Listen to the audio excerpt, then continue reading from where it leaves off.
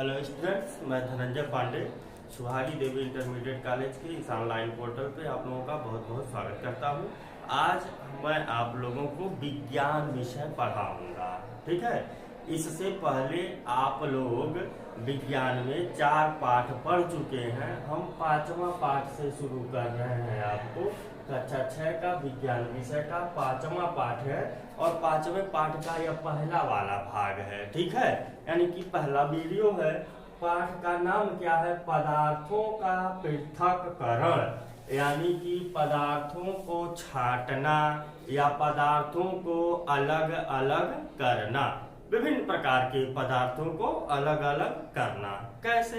जैसे कि हम लोग जब चाय बनाते हैं तो चाय बनाते समय क्या है कि चाय बनाते समय पानी लेते हैं, दूध लेते हैं, तो पानी और दूध में चीनी डालते हैं, चाय पत्ती डालते हैं, फिर अदरक डालते हैं, इलायची डालते हैं और उसके बाद जब उबल जाता है चाय तो चाय को छान करके ना पीते हैं, चाय पत्ती सहित नहीं ना पी जाते हैं। तो भाई चीनी तो घुल गया, चीनी तो दूध पानी में घुल जाता, दूध पानी एक में मिल गया, चीनी उसमें घुल जाता है। लेकिन अदरक है या चाय पत्ती है वो तो खड़ा खड़ा रहता है ना, उसमें मुंह में जाएगा, स्वाद खराब कर देगा। तो इसलिए हमको क्या जरूरी है? उसको अलग करना।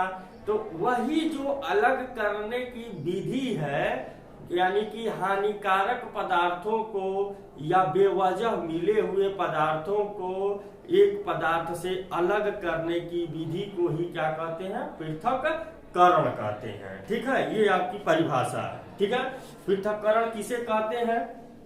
कि दो पदार्थों, परिभाषा की बात करेंगे तो परिभाषा में लिखेंगे कि दो पदार्थों में से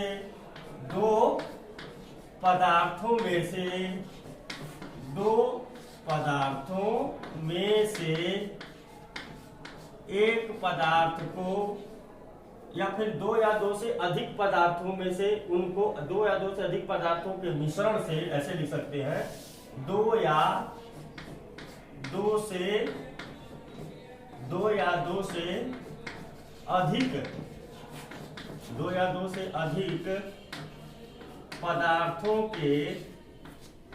पदार्थों के मिश्रण में से, दो या दो से अधिक पदार्थों के मिश्रण में से उन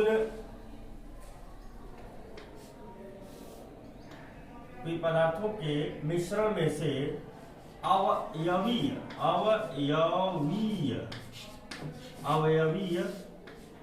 पदार्थों को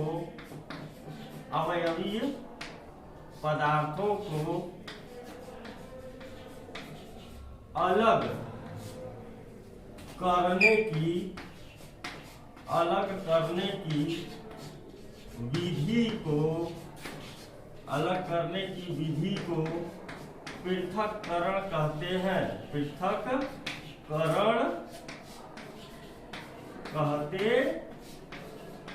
ठीक है, ये परिभाषा है, लिख लीजिएगा आप लोग कॉपी में।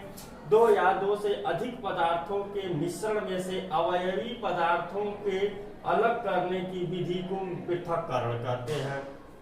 अवयवी का मतलब कि कौन कौन से अवयव, कौन कौन से पदार्थ उस मिश्रण में मिले हैं। ठीक है, जैसे दाल खरीद कर ले आते हैं आप दुकान से, तो दाल में क्या है कि आपका इकड़ा भी कुछ होता है, कुछ चावल के कण हो सकते हैं, या फिर अरहर की दाल लाते हैं तो कुछ उसमें मसूर के भी दाल हो सकते हैं, तो उसमें क्या कुछ चने की भी दाल हो सकते हैं। तो सबको वही अवयव है, अरहर का दाल, मसूर का दाल और चने का दाल, इकड़ा, पत्थर, ये सब अवयव है। सब अवयवों को अलग अलग करने की विधि को ही क्या कहते हैं?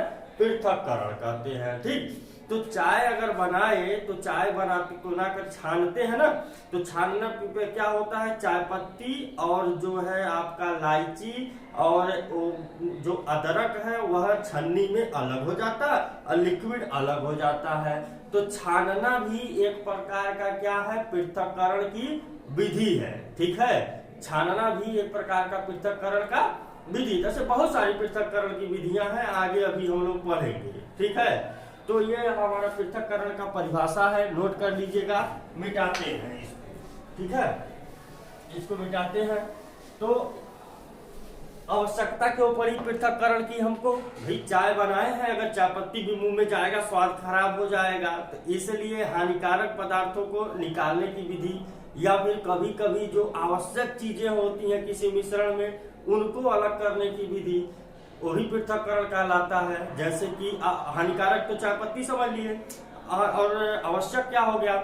जैसे धान या गेहूं की जो कटाई करते हैं हम लोग, तो धान या गेहूं की जब कटाई करते हैं तो हमारा आवश्यक उसमें क्या है? धान का दाना जो है, गेहूं का दाना, वही हमारा अनाज है, वही ना आवश्यक है। हमको भूसे से चाहे वह और क्या है कि जो धान के डंठल से, गेहूं के डंठल से बहुत मतलब नहीं होता। ये बात अलग की है कि उन चीजों को पशुओं को खिलाया जाता है, तो हमको तो मेनली उसमें से अनाज निकालना है। तो वहां से हम क्या करते हैं? विभिन्न विधियों द्वारा, थ्रेसिंग से या फिर कंबाइन से क्या करते हैं? अनाज को अलग कर लेते हैं, ठीक, और बाकी चीजों को अलग कर लेते हैं। तो यह आवश्यक यानी कि लाभदायक पदार्थ को अलग करना, और उधर चाय बनाने में चाय पत्ती और अदरक को अलग करना। तो लाभदायक अलग करिए चाहे हानिकारक अलग करिए, दोनों कंडीशन में परिभाषा क्या कहेंगे? पृथक्करण कहेंगे, ठीक है। तो ये है पृथक्करण की विधि। पृथक्करण कौन कौन सी चीजों का कैसे कैसे करते हैं? आप बाजार से सब्जी लेने जाते हैं तो झोले में क्या है? आलू ले लेते हैं, गोभी ले लेते हैं, बैगन ले लेते हैं, मूली ले लेते हैं, साग सब भी ले लेते हैं, उसमें मिर्चा भी ले लेते हैं, और सब टोकरी में ले आकर के पलट देते हैं। अब सब एक ही में डालकर, सब एक ही में ऐसे ऐसे काट करके तो बनेगा नहीं, सबको अलग अलग भी करना होता है। तो आराम से सबको हम उठा उठा करके अलग अलग जगहों पर रख देते हैं। आलू को अलग, गोभी को अलग, बैगन को अलग, धनिया की पत्ती को अलग रख देते हैं, ठीक है। दूसरी तरफ दूध में से घी हम लोग खाते हैं ना, मक्खन जो निकलता है ना, तो मक्खन कैसे निकलता है? दूध या दही को भी क्या कहते हैं? मथते हैं, ऐसे ऐसे मथते हैं। गांव में आप लोगों ने देखा होगा, मथनी से ऐसे मथते हैं, तो उसमें से क्या होता है? मक्खन ऊपर आ जाता है। मक्खन को काफी से निकाल करके अलग कर लेते हैं मथनी से, ठीक है।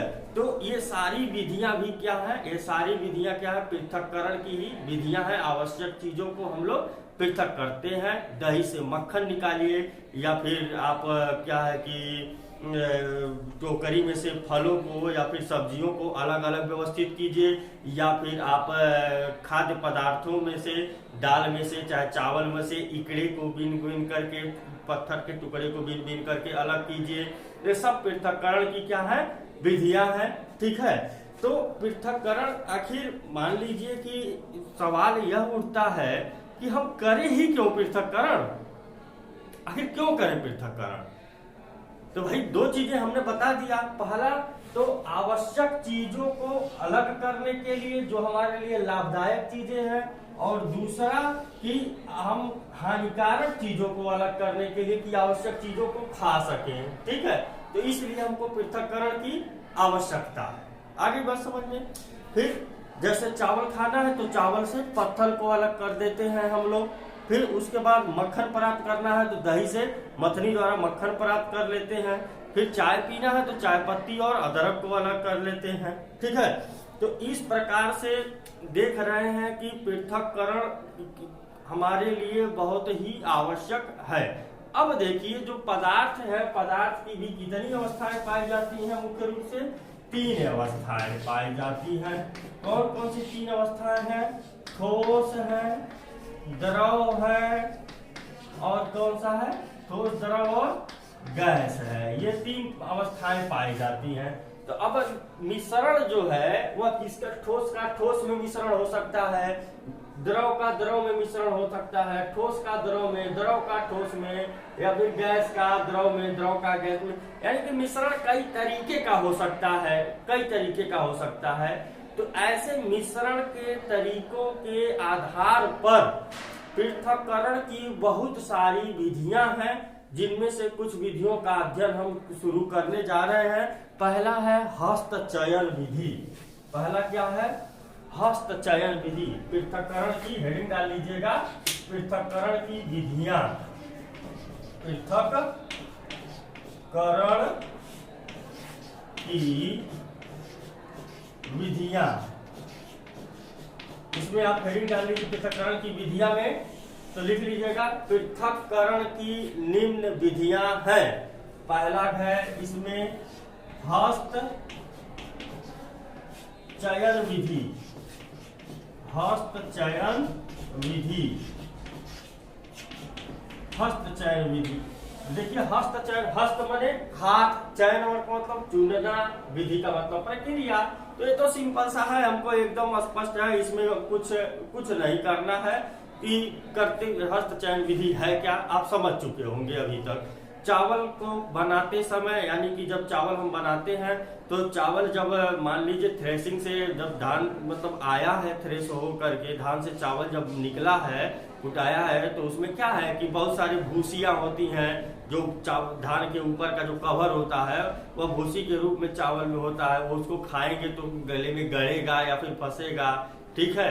कुछ इकड़े भी होते हैं, पत्थर के टुकड़े होते हैं, और कुछ भाई गांव में हम लोग रखते हैं तो क्या है कि चूहे वूहे भी अपना मलमूत्र भी त्याग देते हैं हमारे अनाजों पर। कई शहरों में तो साफ सफाई दूसरा चीज होता है, लेकिन गांव में वो भी हो जाता है कि मलमूत्र भी आ जाते हैं छोटे मोटे चूहे वूहों के, तो उनको भी अलग करना जरूरी है। तो उसको कैसे अलग करते हैं भाई, उनको ले लेते हैं किसी भी पात्र में ले लेते हैं। दाल है, दाल खरीद कर ले आए, चाहे चावल है, दाल खरीद कर ले आते हैं, उसमें इकड़ा है तो दाल में से हाथ से ही ना एक एक इकड़े को बीन बीन करके अलग कर लेते हैं। हस्त चयन की विधि हुआ। चावल बना रहे हैं तो चावल में भी इकड़ा है, पहले इकड़े को हाथ से ही अलग अलग बीनते हैं, अलग अलग से बीन लेते हैं, ठीक है। जानवरों के छोटे मोटे मलमूत्र हैं उनको भी हाथ से ऐसे बीन बीन बीन करके अलग कर लेते हैं, ठीक है। भूसियां हैं उनको भी अलग से हाथ से ही बीन लेते हैं।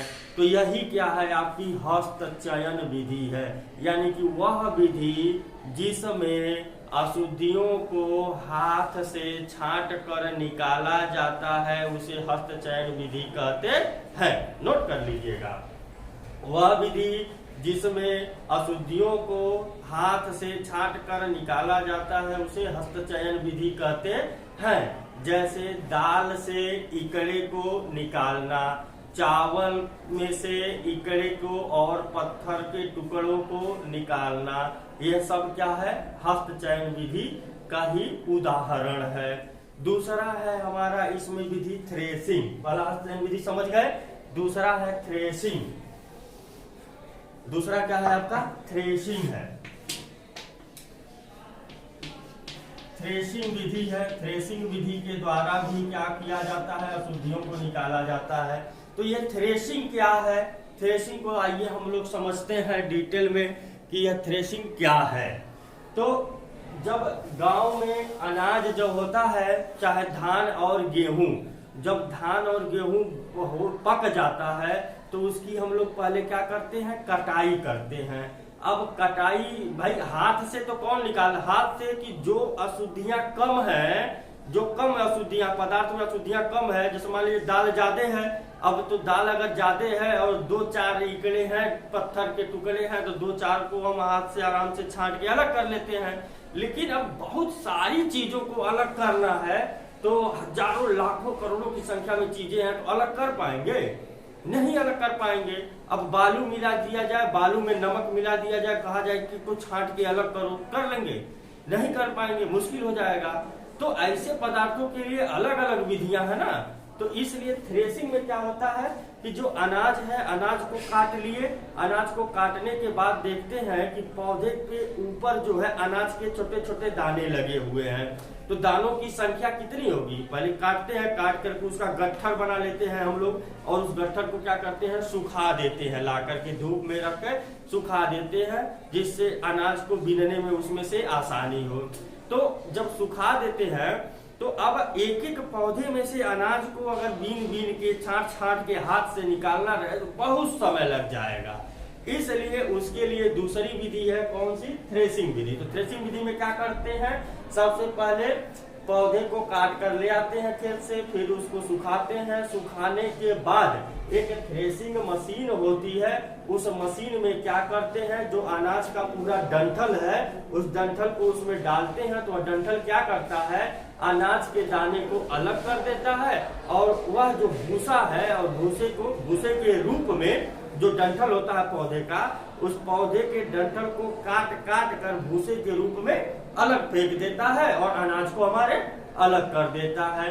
तो वह थ्रेसिंग विधि कहलाती है। थ्रेसर से उसमें प्रयोग किसका किया जाता है? थ्रेसर से प्रयोग किया जाता है।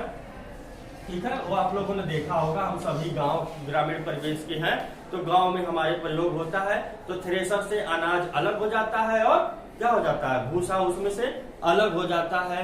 ऐसा थ्रेसर का प्रयोग क्यों किए? क्योंकि उसमें अनाज की संख्या बहुत अधिक है, हाथ से बीन बीन करके निकालना कठिन है, इसलिए हम थ्रेसर का उपयोग करके अनाज को अलग करते हैं। ठीक है, तो थ्रेसिंग मशीन का प्रयोग इसमें हम लोग करते हैं। ठीक, अब इसके बाद क्या है कि कंबाइन जो होता है, कंबाइन में दिखाओ, कंबाइन भी थ्रेसिंग मशीन के तरह ही काम करता है। वह भी क्या करता है, अनाज को अलग और भूसे को अलग कर देता है। थ्रेसिंग अब कंबाइन भी। इसके बाद और भी विधियां हैं। नेक्स्ट विधि है आपका निष्पावन। क्या है? निष्पावन विधि।